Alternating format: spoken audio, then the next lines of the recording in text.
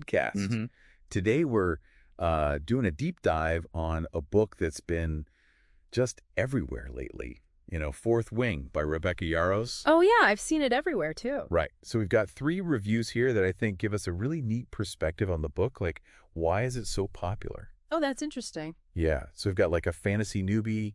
We've got somebody who's a total fantasy aficionado, and then somebody who's coming back to the genre. Oh, cool. Yeah, it'll be fun to see what they think. So one of the reviewers, Eric Hill Reviews, lays out this really interesting premise, right? Like, you're this bookish young woman named Violet, who's more at home with scrolls and books than she is with swords. And then, bam, she gets thrust into this deadly dragon rider training program. Deadly Dragon Rider. Yeah, by her mother, who's like a general. Oh, wow. Talk about pressure, right? Yeah, that's a lot of pressure. I mean, Yeah. that whole, reluctant hero thing, I think that's why it's so popular. Yeah. Like, we all feel that way sometimes. Exactly. Yeah. Like, oh, gosh, I don't know if I can do this. Yeah. But I have to. Right. And that's exactly what she's going through. Totally. And so what Eric Hill Reviews pointed out is like how from the beginning, Yarros does such a good job of weaving the setting, the plot, and the character details all together. Yeah. I love when authors do that, Yeah. right away in the first few pages. Yeah, so there's this scene where Violet has to cross this super dangerous bridge. Oh, yeah, to even get to the Dragon Rider Academy. To even get there, Yeah. you're on the edge of your seat immediately. Makes you want to keep reading. Totally. And he talked about how, like, the way that she describes the bridge, Yeah. the wind whipping around her, and you know how Violet's feeling inside, it's just like, you're right there. Oh, I love that. It's so vivid, and it happens all in just a couple paragraphs. And it's so efficient, like. Oh, yeah. Efficient writing is so important, I feel like, especially in those, action-packed scenes. Yeah. You got to balance the description, and you don't want to get bogged down. Right. But you still want the reader to feel like they're there. Yeah, exactly. Speaking of efficiency, one thing that stuck out to me was Upside Down Books. They compared this book to A Deadly Education. Oh, yeah. Have you read that one? I haven't, but I want to now. It's good, but it's a really great comparison because both of them, create this atmosphere that's just so intense, you know, and survival focused. Like, you got to make it through the day. Yeah. It's like every day is life or death. Wow. And some readers, love that. Totally. Yeah, I mean, that sounds like a total adrenaline rush. Yeah. The Daily Californian Reviewer actually called this book a guilty pleasure. Interesting. So I'm curious, what do you think that means in the context of this book? Well, I guess when I think of a guilty pleasure, it's something that you really enjoy, but maybe you don't think it's high literature. You know what I mean? Yeah. It's like that piece of chocolate cake Yeah. that you shouldn't be eating, but it's so good. But you're going to savor every bite. Exactly. So Fourth Wing, I mean, maybe it's just pure entertainment. Like, you just get to escape and not think too hard. Yeah, just have fun. That's awesome. Which we need sometimes. Right. We do. It's like sometimes we feel this pressure to only read serious books. Right. But there's so much joy in just reading for fun. Totally. Okay, well, speaking of fun, Yeah. let's talk about the spicy factor. Oh, the spice. I know. Okay. Because that's been a big topic of conversation, I feel like, online. Yeah, it has. And Upside Down Books was it was kind of overhyped. Okay. But the other reviewers were like, no, this is definitely a romance. Yeah. So I feel like this book really walks that line between fantasy and romance. Yeah, and that's great for a lot of readers. Right. A lot of readers love that. But Eric Hill Reviews had some criticisms about how the romance was portrayed. Oh, what did they say? They felt like there was too much emphasis on the male love interests, like physical appearance, and that a lot of the scenes were driven just by lust. And I can see that physical attraction is definitely part of romance, but Yeah. if that's all it is, then it can feel a little shallow. Right, you want there to be more. Yeah, it's got to be balanced. Yeah. So I think his criticism kind of raises an important question, Okay. did all that focus on the physical stuff take away from the characters or the plot? Interesting. Yeah. But I also think it's interesting because the Daily Californian called the romance adorable. Oh, wow. So different perspectives. Right. Yeah. It shows how subjective reading can be. Totally. One reader's steamy is another reader's adorable. Exactly. Yeah. All right, let's move on to something else that the reviewers mentioned, a few of them mentioned, the predictability of some parts of the plot. Okay. Yeah, so there were comments about familiar tropes, things you've seen before, and how it's similar to other YA fantasy novels. Yeah. So that makes me wonder, does that make the book less enjoyable? That's a really good question. I mean, I think a book can be enjoyable even if it's not totally original. Sometimes we just want something familiar. Yeah. You know, like comfort food. Totally. A warm bath. Yes. Something that feels good. Exactly. So yeah, I think in the end, it's the execution that matters. So even if Fourth Wing uses those familiar things, yeah, it's how Yarros uses them. Exactly. That makes the book so captivating. If you can't put it down, I don't think it matters that much. If you can see the twists coming, right, and all the reviews we've looked at, I mean, they all say that this book is like a page turner.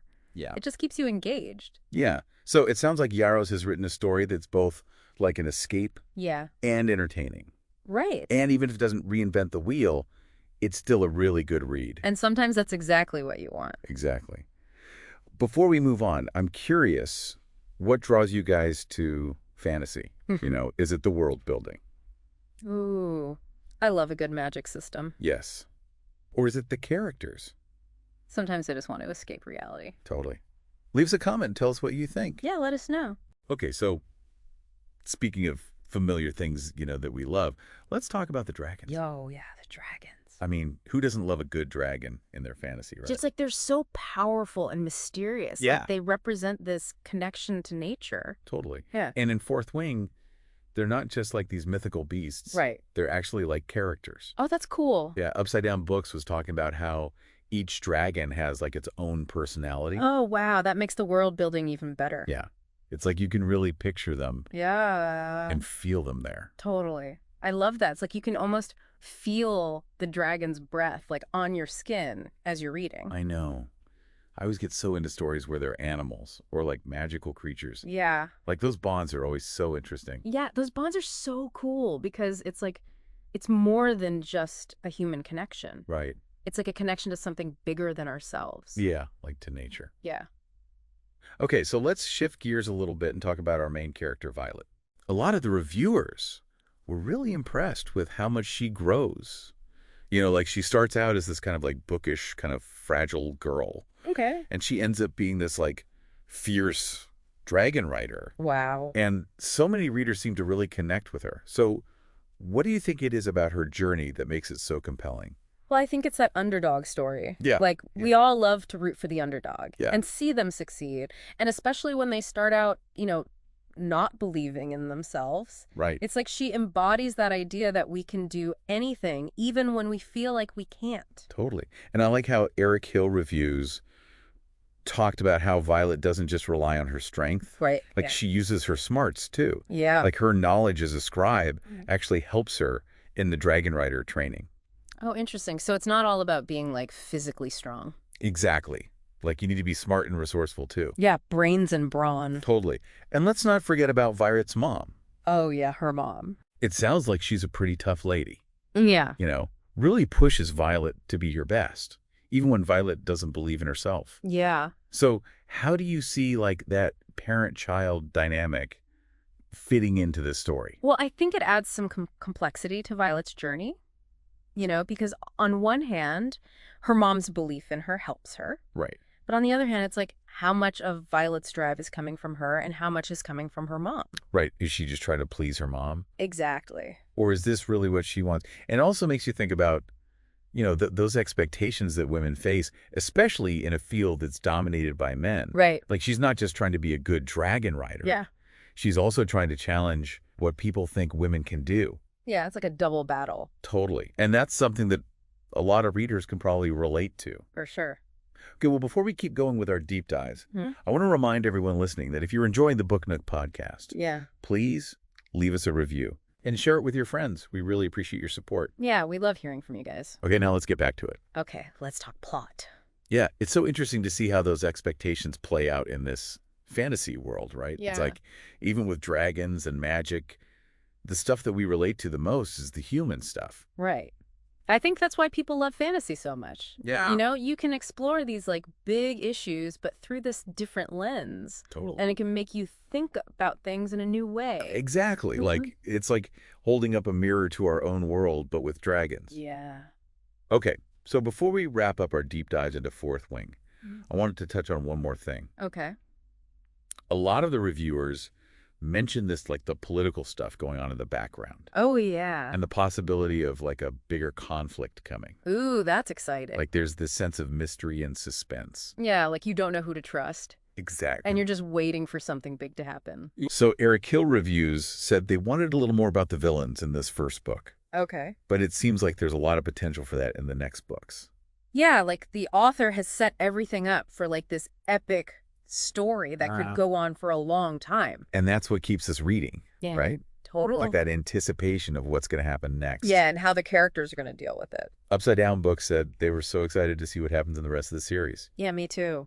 It sounds like readers really want to see more of this world. It does. So what's the takeaway here? It sounds like Fourth Wing, even if it's not like the most original fantasy novel ever, is still a really good time. Yeah.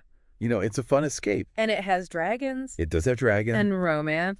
And romance and a strong female character. Yes. So if you're looking for that kind of book, you know, something that's fast-paced and fun, Fourth Wing might be just the thing for you. It sounds like it. And if you've already read it, I'm sure you're waiting for the sequel just like me. I am. Okay. Well, before we go, I want to remind everyone to subscribe to the Book Nook podcast. Yeah.